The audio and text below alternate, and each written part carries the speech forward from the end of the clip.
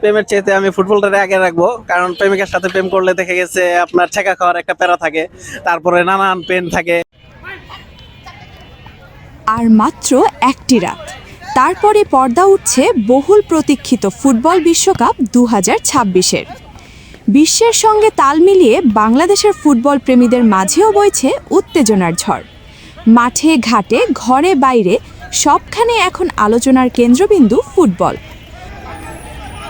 এবার ইনশাল্লাহ Brazil cup নিবে। ব্রাজিল সর্বোচ্চবার বিশ্বকাপ জয় করেছে এবং ব্রাজিলের বর্তমান যে স্কোয়াড সবচেয়ে বিধ্বংসী স্কোয়াড, এবং বিশ্বকাপ জয় করা এটাই ব্রাজিলের স্বভাব।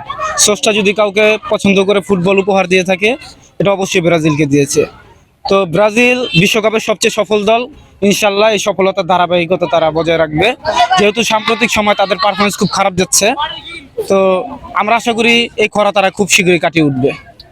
চ্যাম্পিয়ন আর্জেন্টিনা হয়েছে, এবার আশা করি 2026 বিশ্বকাপ আর্জেন্টিনাই নিতে পারে, কারণ মেসির এবার শেষ বিশ্বকাপ। তার জন্য আমরা আশা করছি আর্জেন্টিনা যেন এবার বিশ্বকাপটা নিতে পারে।